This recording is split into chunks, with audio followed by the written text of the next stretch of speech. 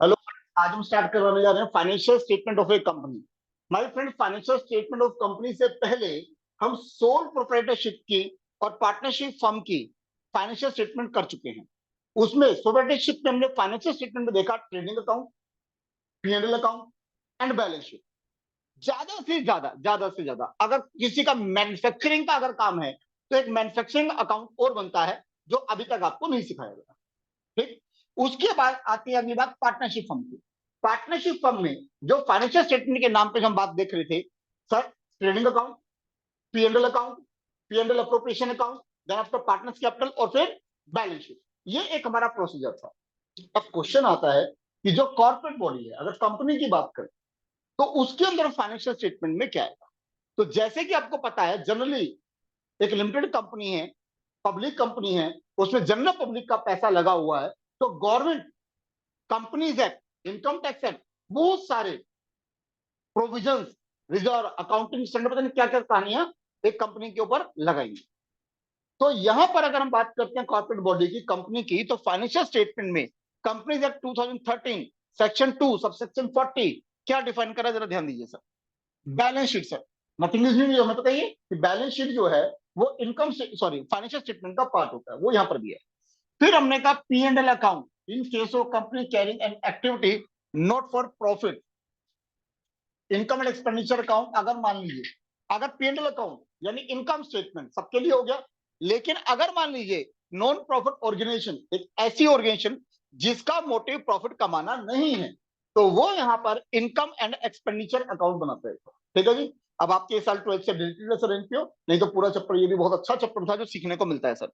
Cash flow statement sir, देखिए, मैंने कहा अगर एक कंपनी है, एक कंपनी के अंदर जनरल पब्लिक का पैसा लगा हुआ है, तो कैश फ्लो स्टेटमेंट, इस कैश फ्लो स्टेटमेंट में यह बताया जाएगा कि कंपनी के पास कहां कहां से कैश आ रहा है और कहां कहां कैश अप्लाई हो रहा है। तो cash flow statement is the part of the financial statement. तो that's why cash flow statement is also one of the most most most important chapter. Statement of change in equity, जिस साल आप balance sheet बना रहे हो तो उससे पहले आपने एक बैलेंस शीट बनाई होगी, उन पीरियड के बीच में एक गैप है। उस गैप में अगर मान लीजिए इक्विटी में कुछ चेंजेस आया है, तो वो statement of change in equity भी फाइनेंशियल स्टेटमेंट का हिस्सा मानी जाएगी, उसको भी डिस्क्लोज करना पड़ेगा। उसके अलावा कोई भी एक्सप्लेनेटरी नोट, कंपनी कुछ बताना चाहती है जनरल पब्लिक को, ठीक है, ऑडिटर को, तो उसके लिए कोई एक्सप्लेनेटरी नोट है तो वो भी उसमें अटैच हो जाएगा लाइक अनेक्सर की तरह। और जो एक्सप्लेनेटरी नोट है, that is also a part of the financial statement of A company. तो फाइनेंशियल स्टेटमेंट ऑफ कंपनी के अंदर ये सारे क्राइटेरिया जो हैं, ये आपको पता होना चाहिए। अगर एग्जाम में आता है तो बेशक से आप इतने लैंग्वेज ना लिख के आप बैलेंस शीट, पीएनएल वगैरह ये सब लिखेंगे, तो वो जरूरी है कि आपको पता हो कि कंपनी में फाइनेंशियल स्टेटमेंट में क्या क्या चीजें आ रही है। अब देखिए सर, मैंने कहा यहाँ पे फाइनेंशियल स्टेटमेंट को जो डिफाइन किया है, American institute of certified public accountant, AICPA, फिर financial statement is prepared for the purpose of presenting A periodical review और रिपोर्ट। ए पीरियोडिकल रिव्यू और रिपोर्ट, आपको पता है इंडिया के अंदर जो कंपनी अकाउंट्स बना रही होती है सर, वो बना रही होती है क्वार्टरली। आप मेरी बात को समझ रहे हो सर?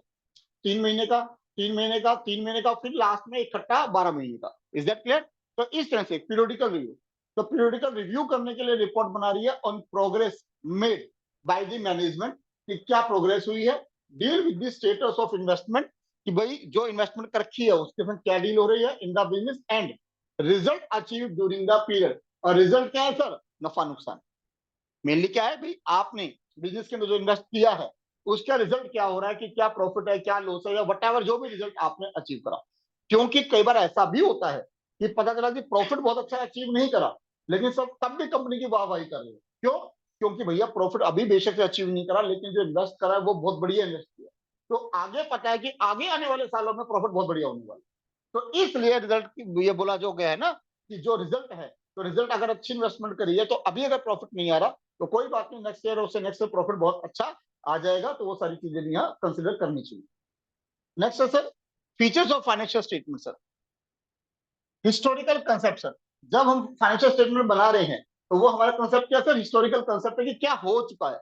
जो हम फिक्स एसेट्स वगैरह सब दिखा रहे हैं, जिस कॉस्ट पे हमने, हिस्टोरिकल कॉस्ट है, उसके बेस पे दिखा रहे हैं, मार्केट वैल्यू के बेस पे नहीं दिखा रहे। मान लीजिए 1 मिनट के लिए हम लैंड दिखा रहे हैं, बिल्डिंग दिखा रहे हैं, प्लांट दिखा रहे हैं, मशीनरी दिखा रहे हैं, फर्नीचर दिखा रहे हैं, फिक्सर दिखा रहे हैं, तो हम ये हिस्टोरिकल कॉस्ट पे बेस पे दिखा रहे हैं कि हमने इनको कितने का खरीदा था, कंपनी ने इनको कितने का परचेज करा था, और जिस पर डेप्रिसिएशन अलाउड है उस पर डेप्रिसिएशन माइनस करने के बाद दिखा रहे हैं। मार्केट वैल्यू क्या है उस पर नहीं दिखा रहे। प्लांट एंड मशीनरी है, मान लीजिए 10 लाख की खरीदी सर, 1 लाख का डेप्रिसिएशन, तो 9 लाख का आप दिखा रहे हैं। आज मार्केट वैल्यू अगर उसकी 7 लाख है तो वो नहीं दिखा रहे। अगर मार्केट वैल्यू आज 12 लाख है तो वो नहीं दिखा रहे हैं हिस्टोरिकल कॉस्ट बेस। अगला जी, जितनी भी ट्रांजेक्शन आप दिखा रहे हो फाइनेंशियल स्टेटमेंट में, वो सारी ट्रांजेक्शन वही है जिनको आप मनी टर्म्स में मेजर कर सकते हो। ऐसी कोई भी चीज जिसको आप मनी टर्म्स में मेजर नहीं कर सकते उसको आप नहीं दिखा रहे सर। मान लीजिए प्रोडक्शन मैनेजर में, सेल्स मैनेजर में वो डिस्प्यूट हो गया, और उस डिस्प्यूट की वजह से इस साल का जो प्रॉफिट है वो रिड्यूस हो गया, but that dispute can not be measure in terms of money. तो इस वजह से फाइनेंशियल स्टेटमेंट इनकम स्टेटमेंट में नहीं दिखा पाओगे, और इनडायरेक्टली बैलेंस शीट में ये नहीं जाएगा। तो यानी हम फाइनेंशियल स्टेटमेंट केवल वही ट्रांजेक्शन रिकॉर्ड कर पाते हैं जिन्हें हम मनी टर्म से मेजर कर सकते हैं। सब प्रॉफिट या लॉस जो भी अराइज हो रहा है वो इसको हम निकाल रहे होते हैं, कैलकुलेट कर रहे होते हैं। फाइनेंशियल पोजीशन से बैलेंस शीट हो गई जो एक पॉइंट ऑफ टाइम पर निकाली जाती है। यानी कि अगर हम ये कहें कि अगर हम बैलेंस शीट बना रहे हैं एज एट 31 मार्च 2022, मान लीजिए 1 मिनट के लिए, तो सर ध्यान रखना ये 31 मार्च 2022 को जो बना रहे हैं ये भी पूरे दिन की बैलेंस शीट नहीं है सर, ये भी पॉइंट ऑफ टाइम पर है कि इतने बजे, क्योंकि हो सकता है उस पॉइंट ऑफ टाइम से पहले कुछ हो और उस पॉइंट ऑफ टाइम के बाद कुछ हो। तो इसलिए पहले जब बैलेंस शीट में लिखा जाता था एज ऑन लिखा जाता था, तो ये गलती समझ में आई, ये गलती समझ में आई कि नहीं एज ऑन गलत लिखा हो, ये एज ऑन का मतलब तो हो गया पूरा दिन। तो इसलिए कहा गया कि नहीं भैया इसको हटाओ और इसको एज एट करो। तो अगर आपको कभी किसी क्वेश्चन में बैलेंस शीट के नीचे एज ऑन लिखा होता है तो समझ जाना गलती हो गई है, नहीं तो बैलेंस शीट के नीचे हमेशा क्या लिखा जाता है, एज एट लिखा जाता है। ये एक पॉइंट ऑफ टाइम पर है sir. Based on personal judgement, जो फाइनेंशियल स्टेटमेंट है some time it could be impact by personal judgement. जैसे मान लीजिए 1 मिनट के लिए हमने कहा गुडविल है, अब गुडविल के सब इतने सारे मेथड सीखे sir, average profit, capitalisation, annuity, बहुत सारे मेथड है। तो हर एक से आपकी गुडविल की वैल्यूएशन अलग आ सकती है कंपनी के अंदर। ठीक है जी, स्टॉक की वैल्यूएशन सर फीफो मेथड है, first in first out, LIFO method है last in first out, FIFO method है highest in first out, NIFO method है next in first out, lot of methods आ रहे हैं। तो अगर यहाँ पे कंपनी कौन सा मेथड फॉलो करती है उससे आंसर में फिर से variation, is that clear? Depreciation में स्ट्रेट लाइन लगा रही है, डब्ल्यूडीवी लगा रही है, उससे अलग आंसर वेरी करेंगे। तो इसलिए कई बार ऐसा हो जाता है कि जो हमारी फाइनेंशियल स्टेटमेंट है वो पर्सनल जजमेंट से इंपैक्ट हो जाती है। अब आता है ऑब्जेक्टिव्स क्या है सब उसके हमारे फाइनेंशियल स्टेटमेंट के, जो भी एक्चुअल प्रॉफिट है सर वो निकल कर आए, financial position true and fair view निकल कर आए, पॉलिसी बनाने में हमें मदद मिले, कंपैरिजन करने में मदद मिले कंपनी को, comparison intra inter product wise, intra firm का मतलब है एक फर्म अपनी फर्म से ही कंपेयर कर रही है। मीन मान लीजिए इस साल का कंपैरिजन पिछले साल से कर रहे हैं, इंट्रा फर्म में क्या हुआ, इस साल का कंपैरिजन हम पिछले साल से कर रहे हैं, इंट्रा फर्म। ठीक, इंटर फर्म अपना कंपैरिजन किसी कॉम्पिटिटिव से कर रहे हैं, inter firm. Product wise comparison, एक प्रोडक्ट का किसी दूसरे प्रोडक्ट से कंपैरिजन कर रहे हैं। तो ये सारी पॉसिबिलिटी तभी होगी जब फाइनेंशियल स्टेटमेंट प्रॉपर तरीके से बना रहे हैं। अब देखिए मेरी बात सुनिए, मैंने कहा इंट्रा फर्म, तो अगर हमने लास्ट से इस साल की कंपैरिजन कर रहे हैं तो यहाँ भी लास्ट से भी हमने जो फाइनेंशियल स्टेटमेंट बनाई है पूरी proper accounting standard rules regulation सबको फॉलो करके बनाई है, और इस साल भी ऐसे बना रहे हैं तभी तो कंपेयर कर पाओगे। इंटर फर्म कह रहे हो आप, दूसरे कॉम्पिटिटिव से अपना कंपैरिजन करना चाह रहे हो, तो तभी तो पॉसिबल है जब हम फाइनेंशियल स्टेटमेंट जो बना रहे हैं प्रॉपर स्टैंडर्ड से बना रहे हैं, अकाउंटिंग स्टैंडर्ड को फॉलो कर रहे हैं, जो कॉम्पिटिटर है सर वो भी प्रॉपर स्टैंडर्ड्स को फॉलो कर रहा है, तभी तो कंपैरिजन करेंगे। अगर प्रॉपर वे से कोई बना ही नहीं रहा तो आप कंपैरिजन कैसे कर सकते हो? Helpful in controlling various activity in an organisation.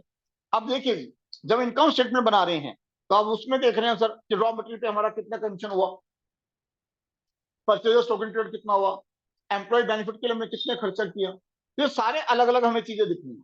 तो अगर हमें लग रहा है कि किसी चीज पे हमने एक्स्ट्रा ऑर्डिनरी एक्सपेंस कर दिया है तो देन उस पर जरूरत है कंट्रोल करने की।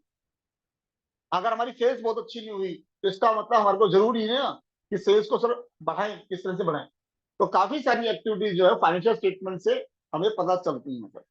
अब क्वेश्चन आता है सर लिमिटेशन क्या है सर हमारी फाइनेंशियल स्टेटमेंट की। तो लिमिटेशन काफी हद तक आपको जो लिमिटेशन देखने को मिलेगी वो ऊपर के पॉइंट से ही निकल कर आएंगी सर। जैसे भाई हम केवल मॉनेटरी ट्रांजेक्शन्स को रिकॉर्ड कर रहे हैं, लेकिन सर कई बार ऐसा होता है कि जो नॉन मॉनेटरी ट्रांजेक्शन होता है वो काफी क्वालिटेटिव ट्रांजेक्शन होती हैं। और वो काफी क्वालिटेटिव ट्रांजेक्शन हम इग्नोर नहीं कर सकते। जैसे एक ऑर्गेनाइजेशन के अंदर एम्प्लॉयर एम्प्लॉय के रिलेशन कितने बढ़िया है, अब वो सर मॉनेटरी टर्म्स में तो नहीं है, लेकिन अगर वो बहुत अच्छे हैं तो डेफिनेटली ऑर्गेनाइजेशन को बहुत फायदा होगा, बट इसको हम कहीं डिस्क्लोज नहीं कर सकते। अगर बहुत बुरे हैं एम्प्लॉयर और एम्प्लॉय के रिलेशन, तो सर इससे प्रॉफिट इंपैक्ट होगा, लेकिन अगेन हम इसको कहीं कंसिडर नहीं कर सकते। एक ऑर्गेनाइजेशन मैनेजमेंट, एक ऑर्गेनाइजेशन के और उसके कस्टमर के बीच में रिलेशन कैसे हैं? अगर बहुत अच्छे हैं तो गुडविल क्रिएट होगी, प्रॉफिट अच्छा क्रिएट होगा, इसके अपोजिट नुकसान होगा। लेकिन कई बार क्या होता है कि इस रिलेशन को हम मेजर नहीं कर सकते इन मॉनेटरी टर्म्स पे। तो इस तरह से बहुत सारे एस्पेक्ट ऐसे हैं जिसे हम मॉनेटरी टर्म्स से मेजर नहीं कर रहे, इसको हम लुकआउट नहीं कर रहे, और वो कहीं ना कहीं ऑर्गेनाइजेशन के लिए नुकसान है। Based on historical concept, repeat हो गया सर कि हम हिस्टोरिकल कंसेप्ट पे देख रहे हैं, जबकि हम बोलते क्या है कि भाई बैलेंस शीट जो है वो हमें ट्रू एंड फेयर व्यू दे, लेकिन कैसे देगी सर? आज आप प्लांट एंड मशीनरी को जितना बैलेंस शीट में ऐसे साइड में लिख रहे हो और उसकी मार्केट वैल्यू कुछ और है, तो sir true and fair view कहाँ हुआ? लैंड एंड बिल्डिंग सर, अब पता चला जी लैंड एंड बिल्डिंग परचेज करी सर, परचेज करी 20 लाख की, बुक्स में दिखा रहे हैं 20 लाख, आज पता चला उसकी मार्केट वैल्यू 2 करोड़ की हुई पड़ी है, बिल्कुल पॉसिबल है, लेकिन हम दिखा कितने कर रहे हैं? 20 लाख। तो अंडर वैल्यूएशन दिखा रहे हैं 180 से 1 लाख, 1 करोड़ 80 लाख से अंडर वैल्यूएशन हो गई सर, देखो कितना नुकसान है सर। तो ये समझा रहा हूँ सर। तो यानी कि ये भी कहीं ना कहीं ड्रॉबैक हो जाती है बेस्ड ऑन पर्सनल जजमेंट, और जब पर्सनल जजमेंट पर बेस्ड हो जाती है तो पर्सनल जजमेंट हमेशा ठीक होंगी ये तो कोई जरूरी नहीं है, तो ये कई बार ड्रॉबैक रह जाती है। इन्फ्लेशन प्राइस लेवल चेंजेस को इग्नोर करना, अब अकाउंट्स में हम ये तो देख रहे हैं सेल्स बढ़ गई, प्रॉफिट बढ़ गया, लेकिन इन्फ्लेशन रेट को कंसिडर नहीं कर रहे।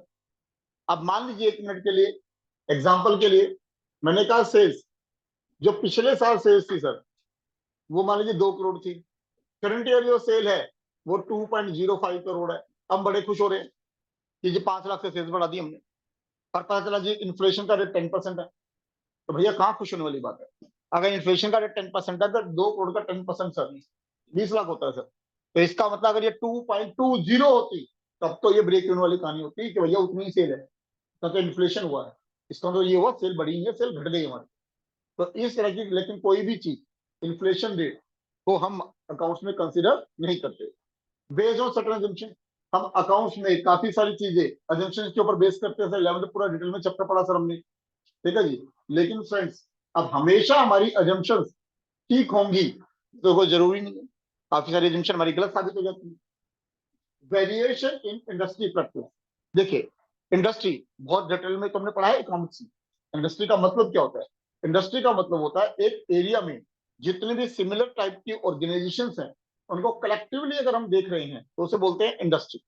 जैसे मान लीजिए हम अपने एरिया की बात करें और हम कोचिंग सेंटर को सबको इकट्ठा देख रहे हैं तो कोचिंग सेंटर की एक इंडस्ट्री हो गई, जितने बैंक हैं उनको इकट्ठा देख रहे हैं तो बैंकिंग एक इंडस्ट्री हो गई, होजरी के जितने दुकानदार हैं उनको इकट्ठा देख रहे हैं तो एक होजरी की इंडस्ट्री हो गई। तो इस तरह की एक इंडस्ट्री हो गई सर। अब जरूरी नहीं है सर जो आपको अकाउंट्स वगैरह प्रॉपर सिखाया जा रहा है, पता चला हम सोचे कि उस कंसेप्ट को हम बैंकिंग इंडस्ट्री पे लगा पाएंगे पूरा प्रॉपर, ऐसा जरूरी नहीं है। हम सोचे उसको कंसेप्ट को हम इंश्योरेंस कंपनी पे लगा पाएंगे, जरूरी नहीं है। हम कहें उसे इलेक्ट्रिसिटी कंपनी पे लगा पाएंगे, जरूरी नहीं। तो कई बार क्या होता है कोई अलग अलग टाइप की जो इंडस्ट्री होती है उसके तरीके अकाउंट्स बनाने के अलग हो सकते हैं। तो जो यहाँ बोला जा रहा है वेरिएशन इंडस्ट्री प्रैक्टिस, तो भाई यहाँ पे अलग अलग इंडस्ट्री के लिए अलग अलग वेरिएशन हो सकता है जो एक लिमिटेशन भी है। विंडो ड्रेसिंग सर, अब window dressing sir, window dressing का मतलब आपको पता ही है जो एक्चुअल चीज है उसको हाइड करके कुछ और शो करना। तो अब यहाँ पे सर दो बातें आएंगी सर कंपनी में, क्या कि मान लीजिए 1 मिनट के लिए बेस्ट को वर्स्ट दिखा रहे हैं, भाई है तो सिचुएशन अच्छी लेकिन वर्स्ट दिखा रहे हैं सिचुएशन। दूसरा सर वर्स्ट सिचुएशन है उसको आप बेस्ट दिखा रहे हैं सर। तो ये विंडो ड्रेसिंग जो है, अगर ऐसे विंडो ड्रेसिंग करी तो sir true and fair view वो कंसेप्ट खत्म हो गया, ट्रू प्रॉफिट और लॉस वो कंसेप्ट खत्म हो गया। अब आप कहोगे सर ऐसा कर ही क्यों रहे हैं? भाई विंडो ड्रेसिंग जब कर रहे हैं बेस्ट को वर्स्ट जो दिखा रहे होते हैं तो टैक्स बचाने के लिए कर रही होती है कंपनी, शेयर लोगों को डिविडेंड कम देने के लिए कर रही होती है। इसके अपोजिट भी होता है जी, कई बार बड़ी वर्स्ट सिचुएशन होती है और उसको अच्छी सिचुएशन दिखा रहे होते हैं। वो इसलिए दिखा रहे होते हैं कि कंपनी ये कहती है जी कि हमारे शेयर की मार्केट वैल्यू अच्छी रहे, एग्जैक्टली कैपिटलाइजेशन के लिए। तो ये बहुत चीजें हैं जो विंडो ड्रेसिंग है, लेकिन ये एक ड्रॉबैक जरूर है। इनकम स्टेटमेंट सर, अब इनकम स्टेटमेंट की बात आती है तो जो कंपनी है जो इनकम स्टेटमेंट बनाएगी तो उसका प्रॉपर अपना एक तरीका है, प्रॉपर अपना एक फॉर्मेट है। हर कंपनी को कुछ को अगर छोड़ दूं तो हर एक कंपनी को जो इनकम स्टेटमेंट का जो फॉर्मेट है वो इस प्रकार से बनाना होगा जी। तो चलिए जरा देखते हैं सर वो क्या क्या फॉर्मेट है। पहला, सबसे पहले सर यहाँ पे आपका ये ध्यान रखिए sir, that is the schedule third and part two. ये पता होना चाहिए सर, एमसीक्यू में क्वेश्चन आ जाते हैं सर। ये जो आपको दे देगा जी income statement schedule third part two, तो ऑप्शन दे देगा schedule third part two, schedule third part one, ऐसे कोई भी अलग अलग ऑप्शन दे देगा। तो आपको पता होना चाहिए sir schedule two, schedule third और पार्ट टू के अंदर हमारी इनकम स्टेटमेंट आती है सर। ठीक, चलिए जी। अब उसके बाद जरा चलते हैं सर हमारा फॉर्मेटिंग में। सबसे पहले आता है सर हमारा रेवेन्यू फ्रॉम ऑपरेशन, कि जो हम बिजनेस कर रहे हैं उस उसमें जो हमारा मेन ऑपरेशन जो है, जो हमारा मेन ऑक्यूपेशन है, उससे हमारा रेवेन्यू क्या आ रहा है। ठीक है जी, अभी नीचे पढ़ाऊंगा वैसे। ठीक, उसके अलावा सर अदर इनकम। अब मान लीजिए जो मेन आपका ऑक्यूपेशन नहीं है उसके अलावा अगर कोई और इनकम आ रही है तो वो अब आपको अलग दिखानी पड़ेगी। कुल मिलाकर टोटल रेवेन्यू हमारे पास यहाँ आ गया। इसके बाद यहाँ पे हमें लेस करने से एक्सपेंसेस एंड कॉस्ट। लेकिन ध्यान रखना सर, जैसे यहाँ पे एक्सपेंसेस लिखा है तो आप एक्सपेंसेस ही लिखोगे सर, आप एक्सपेंसेस कॉस्ट नहीं लिखोगे। जो फॉर्मेट प्रॉपर स्टैंडर्ड वे में है आप उसी फॉर्मेट पे चलेंगे। ठीक, सबसे पहले आता है sir cost of material consume, कि जो हमने मटेरियल लगाया, जो हमारा मटेरियल कंज्यूम कितना हुआ, तो दैट इज एक्सपेंसिव। क्या हुआ? एक्सपेंसिव। तो जरा ध्यान करेंगे इस बात पे। मैं अगर ये आपसे कहूं कि अगर स्टॉक को अगर हम दिमाग में लाते हैं तो सर ये हमारे दो तरह के होते हैं सर गुड स्टॉक। ठीक, एक हो गया सर रॉ मटेरियल, एक हो गया वर्क इन प्रोग्रेस, और एक हो गया फिनिश। फिनिश गुड्स का स्टॉक करो, ठीक हो गया सर। अब ध्यान दीजिए, रॉ मटेरियल, रॉ मटेरियल यहाँ पे हमने बोला कंज्यूम, तो जितना आपने इस पीरियड में रॉ मटेरियल कंज्यूम कर लिया तो कंपनी का तो वो एक्सपेंस है। रॉ मटेरियल कंज्यूम जितना कर लिया वो एक्सपेंस है। अब यहाँ पे आता है purchase of stock in trade and change in inventory of finish goods. तो जरा ध्यान दीजिए, रॉ मटेरियल का तो डायरेक्टली हमने ले लिया भाई ये कंजम्पशन जो खर्चा है। ठीक है जी। अब जरा इस बात को समझाने के लिए जरा देखिए सर मुझे, ये देखो सर, मैंने कहा अगर कोई कॉस्ट ऑफ मटेरियल कंज्यूम की बात करें तो हमारे साल के शुरू में ओपनिंग स्टॉक और रॉ मटेरियल कितना था, कितना हमने इस साल और परचेज करा लेकिन नेट है सर, यानी इसमें से मैं रिटर्न माइनस कर चुका हूँ, और कितना क्लोजिंग स्टॉक और रॉ मटेरियल हमारा बच गया। तो सर 11th में हमने खूब डिटेल में पढ़ा और ये कंसेप्ट हमें पता भी है, इसमें कोई डाउट तो नहीं है सर। कि भाई मान लीजिए मैंने कहा ओपनिंग स्टॉक और रॉ मटेरियल, तो मैंने कहा sir opening stock raw material का 1 लाख था सर, मैंने कहा सर 10 लाख में और परचेज कर लिया। साल के लास्ट में हम कह रहे हैं सर 3 लाख का हमारा स्टॉक और रॉ मटेरियल बचा हुआ है, तो 11 लाख का हमारा टोटल हमारे पास 3 लाख बचा हुआ है। इसका मतलब 8 लाख का रॉ मटेरियल हमने क्या कर लिया, खर्च कर लिया, यूज कर लिया। तो जितना रॉ मटेरियल हमने यूज करा सर वही तो खर्चा है। बोलिए सर बात समझ आती है, तो डाउट और कंफ्यूजन? चलिए जी। अब इसी प्रकार से अगर हम बात करते हैं दूसरी की वर्किंग प्रोग्रेस और फिनिश की, तो अब उसमें दिमाग लगाने की बात। अभी ध्यान करना है, ये सिर्फ हमने जो भी कंप्लीट करा सिर्फ केवल रॉ मटेरियल कंप्लीट करा है। अब बचे सर दो, वर्किंग प्रोग्रेस और फिनिश। ठीक है जी। अगर मेरी बात को समझिए, अगर ध्यान लगाएं तो मैं कहूँ opening working progress, by chance कोई परचेज करा है वर्किंग प्रोग्रेस मान लीजिए, माइनस क्लोजिंग वर्किंग प्रोग्रेस, तो वो भी जो खर्च कंज्यूम हो गया वो खर्चा होगा। ऐसे ही फिनिश गुड्स की बात करें, ओपनिंग गुड्स जो भी स्टॉक है फिनिश का, बाई चांस कोई परचेज करा finish goods minus closing of finish, तो सर वो भी खर्चा होगा। अब कई बार दिमाग में आता है कि सर रॉ मटेरियल परचेज तो समझ में आता है, लेकिन सर आपके लोग वर्किंग प्रोग्रेस परचेज, सर आपके लोग फिनिश गुड्स परचेज, सर ये कैसे हुआ? बिल्कुल ध्यान से शांति से दिमाग लगाइए, बिल्कुल पॉसिबल। मान लीजिए एक एग्जांपल लेते हैं सर अमूल कंपनी का। सर अमूल कंपनी ध्यान करिए किस किस चीज में काम कर रही है, मिल्क में काम कर रही है, कार्ड में काम कर रही है, प्योर घी में काम कर रही है, सब चीजों में तो काम कर रही है। Is that fair? चलिए जी अब ध्यान करिए। अब अगर मैं बात करता हूँ 1 मिनट के लिए एग्जाम्पल के लिए, बटर ले लेता हूँ, अमूल कंपनी के लिए बटर उसका फिनिश प्रोडक्ट है। ठीक है जी। अब बटर के लिए उसके पास पहले प्रोसेस करेंगे सर, उसके लिए पहले वो कुछ दूध रहेगा, उसको जमाएगा, क्रीम में कन्वर्ट करेगा, क्रीम में कन्वर्ट करके प्रोसेस करेगा सर, बटर अलग कर देगा और छाछ को अलग करेगा। राइट, ये तरीका होगा सर। चलिए अब क्वेश्चन होता है सारा प्रोसेस करके जो बटर है सर उसको बेच रहा है। ठीक, अब पता चल रहा है कि कई बार डिमांड इतनी आ रही है कि वो फुलफिल कर ही नहीं पा रहा। तो पता चला कि वो आउटसोर्स से बटर परचेज करा डायरेक्टली और वो अपने पैकिंग करके बेच रहा है। आप मेरी बात समझ रहे हो?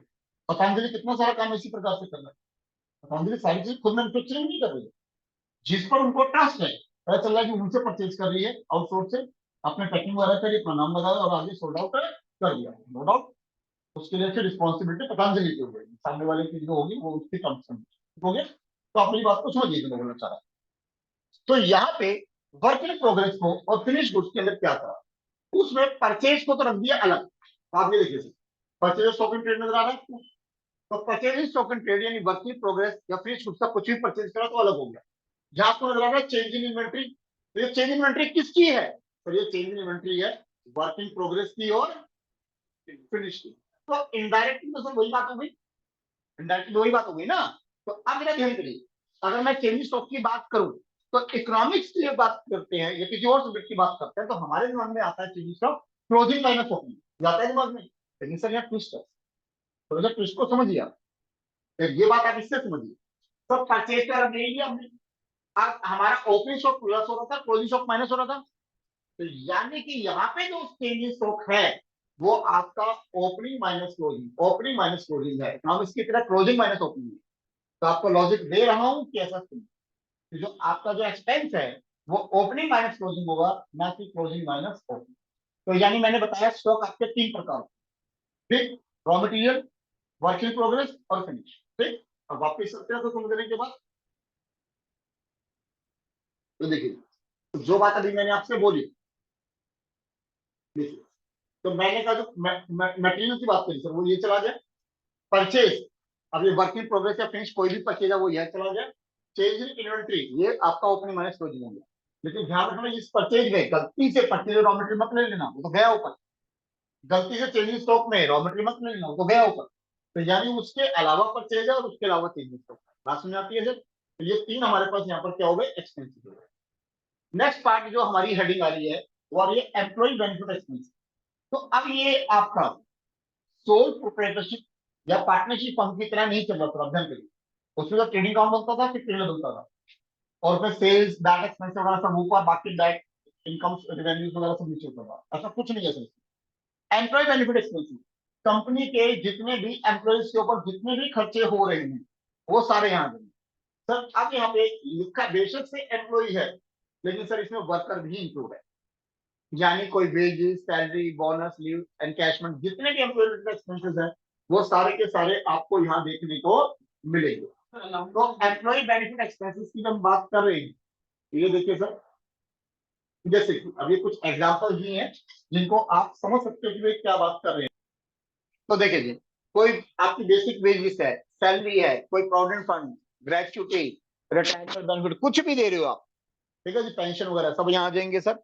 Expenses on employ stock option scheme, अगर मान लीजिए एक मिनट के लिए अगर कंपनी एम्प्लॉयज को शेयर्स डिबेंचर को स्टॉक दे रही है और कुछ नुकसान पे दे रही है तो कोई भी एक्सपेंसेस हो रहे हैं सर वो सब यहाँ आ जाएंगे सर, ठीक। Expensive employ stock option purchase plan, तो अगर मान लीजिए कोई और परचेज प्लान दिया उस पर कोई एक्सपेंसेस है सब आ जाएंगे sir. Staff welfare expenses, staff welfare expenses कोई भी कंपनी इनकर कर रही है एम्प्लॉयज के ऊपर वो सारे यहाँ पर आ जाएंगे। तो मतलब ये नहीं है कि इस फिगर्स को ध्यान करो सर, आप ये ध्यान करिए एम्प्लॉयज के ऊपर जो भी एक्सपेंसेस हैं वो सारे के सारे एक्सपेंसेस यहाँ आ जाएंगे सर। नेक्स्ट है सर हमारे यहाँ पे फाइनेंस कॉस्ट। अब यहाँ पे जो कंपनी है उसकी जितनी भी फाइनेंस की जो कॉस्ट है वो सारी फाइनेंस कॉस्ट यहाँ पर आ जाएंगी, ठीक है जी। मान लीजिए बैंक से कोई लोन ले रहे हैं, जनरल पब्लिक को डिवेंचर इशू कर रखे हैं, तो अब बैंक से कोई लोन ले रखा है, फाइनेंशियल इंस्टीट्यूशन को लोन ले रखा है, उस पर इंटरेस्ट पे करना है तो एक्सपेंस हो गया सर फाइनेंस कॉस्ट, वो यहाँ आ गया सर। डिबेंचर्स इशू कर रखे हैं उस पर इंटरेस्ट पे कर रहे हैं सर, वो आ गया सर यहाँ फाइनेंस कॉस्ट। तो फाइनेंस कॉस्ट के अंदर आपको जो ऑर्गेनाइजेशन ने जो फाइनेंस रेज करा है उसके ऊपर की जो कॉस्ट है वो सर आपको यहाँ देखने को मिल जाएगी। जैसे हमने कहा इंटरेस्ट की जो भी खर्चे हैं, cost of borrowing, net gain या लॉस ऑन फॉरेन करेंसी, अगर मान लीजिए कोई फॉरेन करेंसी में आप डील कर रहे हैं सर उसमें कोई नेट गेन या लॉस है तो वो भी यहाँ पर आ जाएगा। अब एक क्वेश्चन मेरा यहाँ राइज होता है और देखते हैं आपका कितना दिमाग काम करता है। मैंने कहा जब हम पढ़ते हैं कि कंपनी के सोर्स ऑफ फाइनेंस क्या है, जब हम पढ़ते हैं कि कंपनी के एक सोर्स ऑफ फाइनेंस क्या है, ठीक है जी, तो ध्यान करिए सर, हम उसमें इक्विटी शेयर्स पढ़ते हैं सबसे पहले, प्रेफरेंस शेयर्स पढ़ते थे सर हम उसमें, फिर हम डिवेंचर्स पढ़ते थे, पब्लिक डिपॉजिट लोन्स वगैरह ये सब पढ़ते थे। तो सर यहाँ पे इन तीन के खर्चे तो मुझे यहाँ सारे नजर आ रहे हैं, लेकिन सर अब यहाँ पे आपका जो इक्विटी शेयर है, जो प्रेफरेंस शेयर है, उसका जो डिविडेंड है सर, वो हमें यहाँ नजर नहीं आ रहा, that is also finance cost. Equity share holder को कंपनी डिविडेंड दे रही है, प्रेफरेंस शेयर होल्डर को कंपनी डिविडेंड दे रही है, that is also finance cost, but फिर भी वो हमें यहाँ नजर नहीं आ रहे। चलिए जी, तो यहाँ पे दो स्टूडेंट्स ने बिल्कुल सही जवाब दिया, तो जरा ध्यान करिए। एक्चुअली में यहाँ पर हम जो इक्विटी शोल्डर है और प्रेफरेंस शोल्डर है वो कंपनी के मेन सोर्स ऑफ फाइनेंस है, कोई डाउट नहीं है, फिर भी वो डिविडेंड फाइनेंस कॉस्ट होते हुए भी हम यहाँ नहीं दिखा रहे, because these cost are appropriation. मतलब प्रॉफिट होगा तो आप दोगे, और प्रॉफिट नहीं हुआ तो कंपनी नहीं देगी। Is that clear? लेकिन ये जो हम बात कर रहे हैं ये चार्ज है कि प्रॉफिट हो या ना हो कंपनी को देना पड़ेगा। तो इसलिए जो इक्विटी की बात कर रहे हैं और प्रेफरेंस शेयर होल्डर की बात कर रहे हैं, उनके जो डिविडेंड की बात कर रहे हैं, तो वो पीएनएल एप्रोप्रिएशन में जाएगा। जो पार्टनरशिप मतलब पीएनएल एप्रोप्रिएशन अकाउंट, तो यहाँ पे कंपनी में पीएनएल एप्रोप्रिएशन बोलने का रिवाज नहीं है, surplus in statement of PNL बोलते हैं। तो surplus in statement of PNL का मतलब पीएनएल एप्रोप्रिएशन है कंपनी का। बात समझ आ रही है सर? तो वो वहां जाएगा, बिकॉज दीज आर एप्रोप्रिएशन। की प्रॉफिट होगा तो कंपनी देगी, नहीं तो नहीं देगी।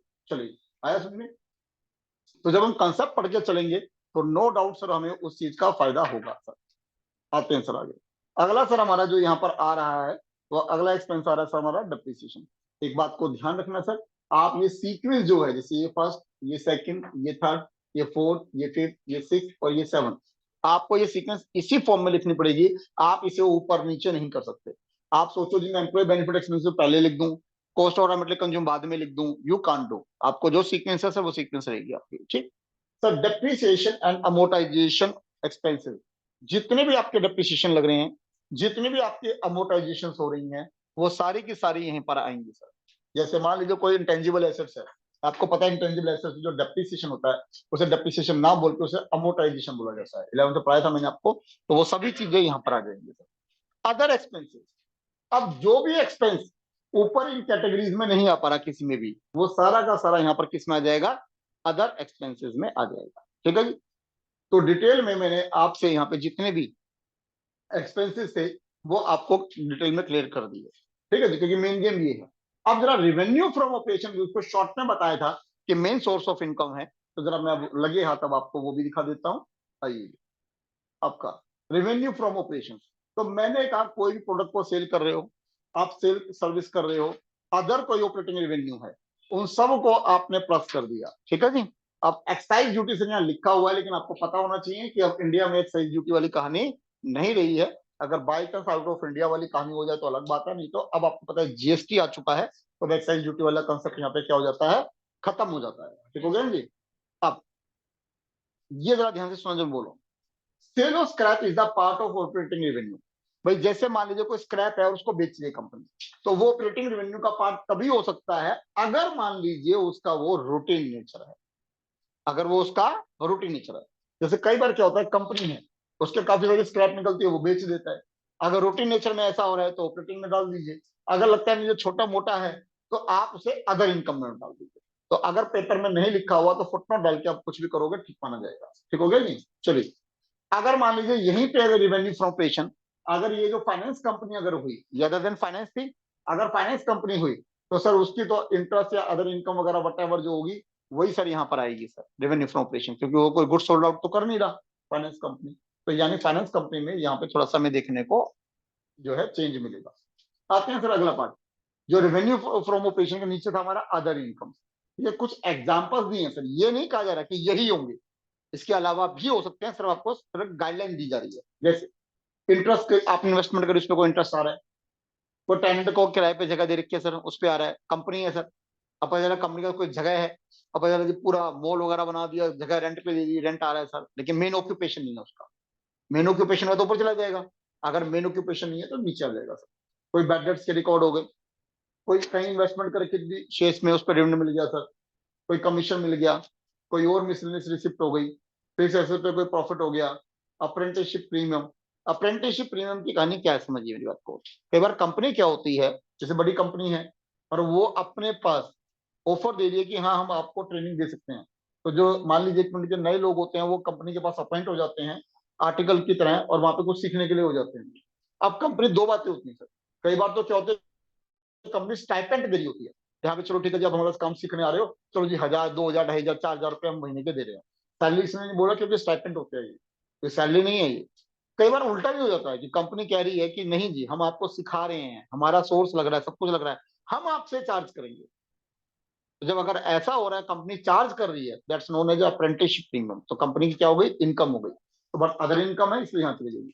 सेल ऑफ स्क्रैप, तो मैंने बताया अगर सेल ऑफ स्क्रैप रूटीन में नहीं है, नॉन रूटीन है, कोई बहुत बड़ा अमाउंट नहीं है, तो उसे अदर इनकम में भी डाला जा सकता है। ठीक हो गया जी। अब सीक्वेंस वाइज सर आपको रेवेन्यू प्रोपोर्शन समझा दिया, अदर इनकम समझा दिया, एक्सपेंसेस मैंने आपको शुरू में सारे एक एक करके समझा ही दिए थे। ठीक है जी। तो अब कुल मिला के ये बात तो समझ में आती है हमें कि जितने भी हमारे रेवेन्यू है, इनकम है, उसमें से हम खर्चों को माइनस कर देंगे, तो सर हमारे पास क्या निकल कर आ जाएगा, हमारे पास निकल कर आ जाएगा प्रॉफिट। ठीक है ना जी। तो जरा ध्यान दीजिए यहाँ पे, ये हमारे पास निकल कर आ गया सर प्रॉफिट।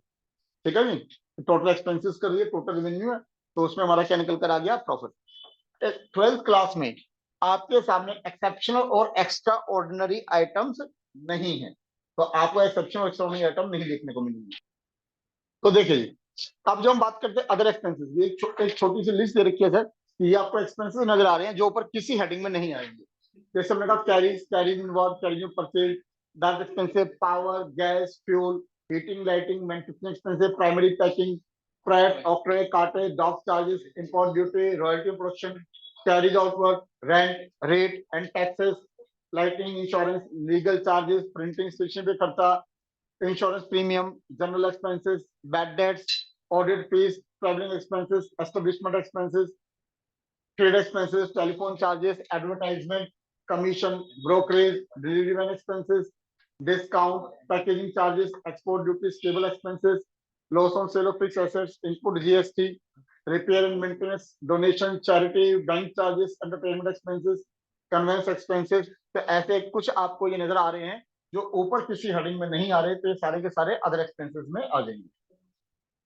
तो जैसे मैंने बताया कि एक्सेप्शनल आइटम सर अभी आपके कोर्स में नहीं है, लेकिन मैं थोड़ा सा आपको बताना चाह रहा हूं कि एक्सेप्शनल आइटम्स में वो है सर जो आपकी बेशक से हो सकता है कि नॉर्मल ऑपरेशन में हो, लेकिन सर उनकी जो रेंज है वो नॉर्मल से ऊपर जा रही है। जैसे मान लीजिए 1 मिनट के लिए पता चला कि बैड डेट्स की मैं बात करूं, तो बैड डेट्स नॉर्मल है, लेकिन पता चला जो आपका मेन कस्टमर था, पता चला वो इंसॉल्वेंट हो गया। ठीक है जी। या पता चला जी हार्ट अटैक से मर गया, तो पता चला बहुत सारा पैसा आपका डूब गया। तो बैड डेट जो हो गया है तो नॉर्मल रेंज की कहानी, लेकिन नॉर्मल है बैड डेट, अब नॉर्मल नहीं है, लेकिन उसकी रेंज बहुत बड़ी हो गई, तो वो आप इस तरह की कोई चीजें एक्सेप्शन में डाल सकते हो। या रूटीन है लेकिन रेगुलर नहीं है, तो वो भी आप यहाँ डाल सकते हो। तो ये कुछ एग्जांपल्स दिए हैं सर कि अगर कोई प्रॉफिट या लॉस हुआ, डिस्पोजल ऑफ बिजनेस, अगर मान लीजिए कोई इंटीग्रेशन, आपने कोई बिजनेस को एक्वायर करा है, डिसइंटीग्रेट करा है, उस पर कुछ खर्चे हुए हैं आपके, रिस्ट्रक्चर करने की कोई कॉस्ट हुई है सर, कोई मान लीजिए कोई लीगली लिटिगेशन सेटलमेंट करी है, उसके ऊपर कुछ एक्सपेंसेस हुए हैं, कोई प्रोविजंस आपने रिवर्स करे हैं, तो इस तरह की कोई भी चीज एक्सेप्शनल जो है वो सारी यहाँ पे हम डाल सकते हैं। जबकि एक्स्ट्रा ऑर्डिनरी जो है, जैसे कि नाम से क्लियर है कि यहाँ पे एक्स्ट्रा ऑर्डिनरी है, देखो मैंने एक्सप्लेन यही करी है कि भैया से एक्सेप्शन से कंफ्यूज मत होना सर। एक्स्ट्रा ऑर्डिनरी सर ये आपके अब नॉर्मल लॉसेस हैं, extraordinary loss due to flood, earthquake, fire वगैरह इस तरह की चीज। ठीक है जी। गवर्नमेंट ने कोई हमारी एसेट्स किसी वजह से सीज कर दी मान लीजिए, ठीक है जी, तो अब मान लीजिए कोई स्टॉर्म आया सर, वो पता चला जी उससे रिलेटेड कोई कहानी हो गई सर, तो यानी कुल मिला के बिल्कुल अब नॉर्मल लॉसेस जो हैं वो हमारे यहाँ पे जो लॉसेस हैं वो एक्स्ट्रा ऑर्डिनरी के अंदर जाएंगे। अब देखिए जी, अब यहाँ पर हमने जो हमारा रेवेन्यू फ्रॉम ऑपरेशन है, अदर इनकम था, वो हमारी टोटल रेवेन्यू हो गया। टोटल रेवेन्यू में से सारे टोटल एक्सपेंसेस माइनस कर दिए, माइनस करने के बाद ये क्या निकल कर आया sir, profit before exception extraordinary item and tax. फिर हमने एक्सेप्शन माइनस कर दिया, तो ये आया profit before extraordinary and tax. फिर हमने एक्स्ट्राऑर्डिनरी हटा दिया, तो ये आया प्रॉफिट बिफोर टैक्स। फिर हमने टैक्स हटा दिया, फिर आया हमारा प्रॉफिट आफ्टर टैक्स। आ रही बात में। और उसके बाद कंटिन्यू डिसकंटिन्यू ऑपरेशन वाली कहानी भी है, लेकिन वो 12th में नहीं है। तो आप ये मान के चलिए जो 12th क्लास में आपको देखने को जो मिलेगा, तो वो रेवेन्यू में से सारे एक्सपेंस माइनस करने के बाद प्रॉफिट बिफोर टैक्स, टैक्स को लेस किया, प्रॉफिट आफ्टर टैक्स, बस आपको 12th में सिर्फ इतना देखने को मिलेगा।